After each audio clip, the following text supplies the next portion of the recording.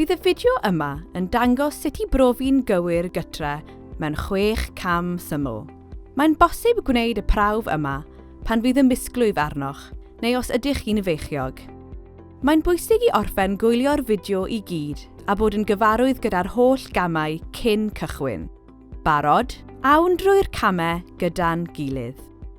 Cam 1. Pan fyddech chi'n derbyn y pecyn prawf yn y post, agorwch yr amlen. Bydd yn cynnwys y swab, ffurflen wybodaeth bersonol ac amlen i'w ddychwelyd.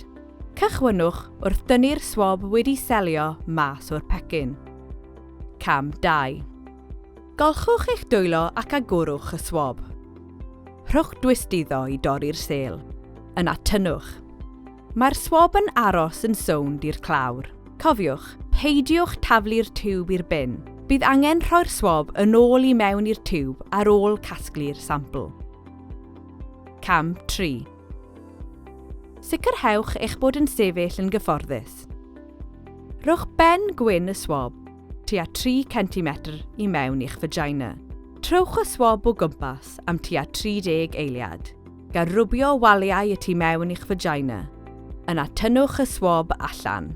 Mae'r heintiau rydym yn chwilio amdanynt yn byw yn ein cellau, felly mae'n bwysig troi'r swab am gyfnod addasg, gan sicrhau ei fod yn cyffwrdd ochrau eich vagina. Cam 4. Gosodwch y swab sydd wedi'i ddefnyddio yn ôl i mewn i'r tiwb a'i gain dyn. Cofiwch olchi'ch dwylo. Dyna'r darn anodd wedi gwblhau. Nawr ymlaciwch. Cwblhewch y ffurflen oedd yn y pecyn ac ysgrifennwch eich enw a'ch dyddiad geni ar diwb y swab. Cam 5. Ar ôl gorffen, rhowch y ffurflen ar tiwb swab i mewn i'r amlen sydd ar cyfeiriad arno'n barod a'i selio. Cam 6. Yr unig beth sydd angen ei wneud nawr ydy postio'r amlen. A dyna ni. Felly be nesa?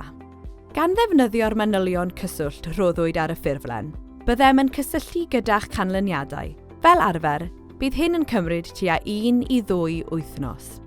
Os ydych chi'n profi'n bositif am chlamydia neu gonorrhea, yna peidiwch am mynd i banig, nid yw'n ddiwedd y byd. Bydd y nyrs yn gweithio gyda chi i ddarganfod y ffordd orau i dderbyn triniaeth.